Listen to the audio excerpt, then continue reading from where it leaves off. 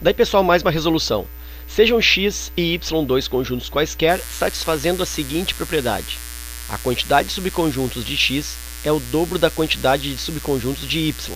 Sendo n de x o número de elementos do conjunto x e n de y o número de elementos do conjunto y, é possível afirmar que n de x é igual a 2 vezes n de y, n de x é igual a 4 vezes n de y, n de x é igual a n de y mais 1, n de x é igual a n de y mais 2, ou n de y é igual a n de x é igual a n de y mais 4. Nessa resolução aqui, eu vou adotar um método com uma espécie de raciocínio dedutivo para que nós tenhamos um aproveitamento didático mais interessante, embora a resolução fique um pouco mais extensa, mas ela vai ficar com certeza bem mais rica também e com aproveitamento melhor. Então, olha só, eu vou aqui atribuir, inventar, né, um conjunto B formado pelos elementos 1 e 2. E aí os subconjuntos de B, vou colocar aqui em outra cor, subconjuntos de B seriam formado pelo elemento 1, um outro subconjunto pelo elemento 2, um terceiro formado por 1 e 2, e ainda o conjunto vazio. Então aqui eu tenho o conjunto das partes de B, dá para representar isso, conjunto das partes de B. E o conjunto das partes de B me deu aí uma quantidade 4. Então vou colocar aqui, ó, o número de elementos do conjunto das partes de B, ou o número de subconjuntos de B, eu consegui 4. Eu vou agora adotar aqui um outro conjunto C. O conjunto C é formado por 1, 2, 3. São 3 elementos. E aí vou enumerar os subconjuntos. Então, partes do C, ou seja, o conjunto dos subconjuntos de C. Então, eu tenho aqui o 1 sozinho, o 2 sozinho, o 3 sozinho. Aí eu tenho as duplas 1 e o 2, uma outra dupla 1 e o 3, e uma terceira dupla 2 e 3. E aí alguém pensa, tá, mas e a dupla 3 e 1? A dupla 3 e 1 já está aqui, ó, 1 e 3, é a mesma. Se eu trocar os elementos dentro do conjunto, não muda esse conjunto. Portanto, eu já tenho aqui 3 e 1 e 3. Ok. Aí eu tenho eles de forma aqui unitária, aqui em duplas, falta em trios, que é o único, né? Que é o próprio conjunto C, 1, 2, 3. E aí, o vazio. Coloco uma chave aqui, coloco uma chave aqui e observo que o número de subconjuntos de C, 1, 2, 3, 4, 5, 6, 7, 8 subconjuntos. Então, N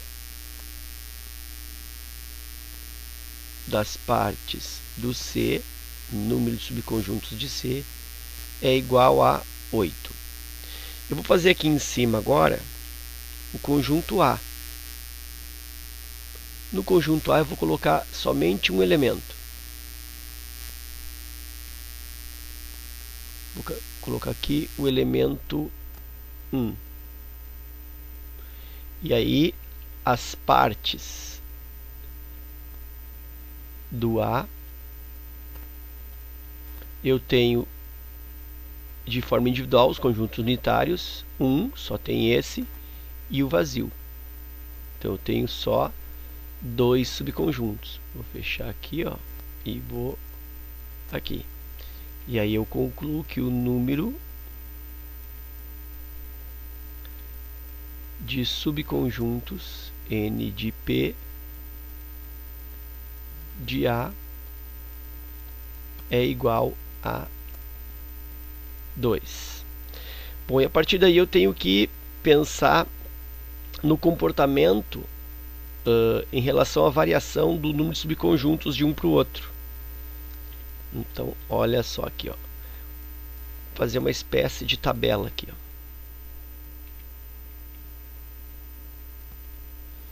Quando eu tinha aqui número de elementos e aqui número de subconjuntos, vou botar aqui subconjuntos, não vou usar aí uma linguagem tão formal, subconjuntos, então elementos e subconjuntos. Quando eu tinha dois elementos, aliás, quando eu tinha um elemento, eu consegui dois subconjuntos. Quando no B eu tenho dois elementos aqui, ó, 1 e 2, dois elementos, eu consegui 4 subconjuntos. Quando eu aumentei mais um elemento, fiquei com 3 elementos no conjunto C, 1, 2, 3, eu fiquei com 8 subconjuntos. Se eu tivesse um conjunto com nenhum elemento, eu só teria um subconjunto, que é o vazio, já que o vazio, percebo, ó, que ele é subconjunto de todos. Então, eu teria aqui um subconjunto. E aí eu percebo que cada vez que eu aumento um elemento, de 0 para 1, de 1 para 2, de 2 para 3, cada vez que eu acrescento um elemento, significa que o número de subconjuntos vai dobrando. Ó. 1 dobrou, vezes 2 ficou 2. 2 vezes 2, 4. 4 aqui é vezes 2, vezes 2. Aí 4 para 8 é vezes 2 e assim por diante. Então, por conjectura, se eu tivesse 4 elementos, um conjunto D com 4 elementos, eu teria 16 subconjuntos. Com 5 elementos, eu teria 32 subconjuntos e assim por diante. E a partir desse raciocínio, surge aquela expressão que diz que o número de subconjuntos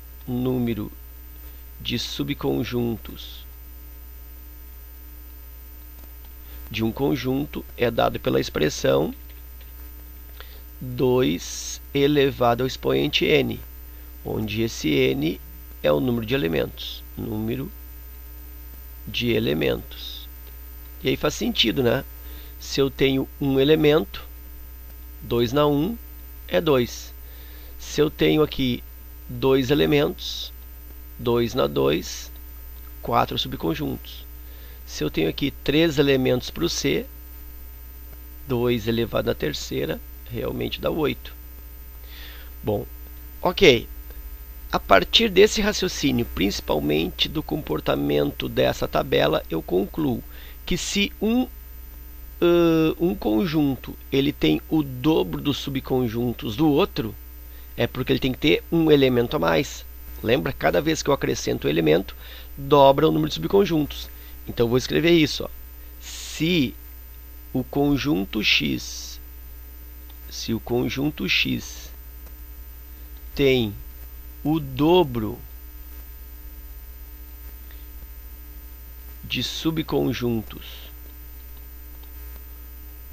do conjunto Y, e é isso que ele está dizendo, né? A quantidade de subconjuntos de X é o dobro da quantidade de subconjuntos de Y. Então, se o conjunto X tem o dobro de subconjuntos do conjunto Y, então X tem um elemento a mais do que o conjunto Y. Então, se ele tem o dobro de subconjuntos, é porque eu acrescentei aquele elemento a mais. Se ele tem o dobro de subconjuntos, é porque eu tive que acrescentar um elemento a mais naquele conjunto para justamente dar o dobro. Então, eu sei que X tem um elemento a mais. Então, está dito aqui, ó, n de x, número de elementos de x, é igual ao número de elementos de y somado com 1. Quer dizer, ele tem um elemento a mais, por isso a alternativa C. Ok? Então era isso, espero que esse vídeo aí contribua com os teus estudos. Fica o meu forte abraço, te agradeço pela visita e até a próxima.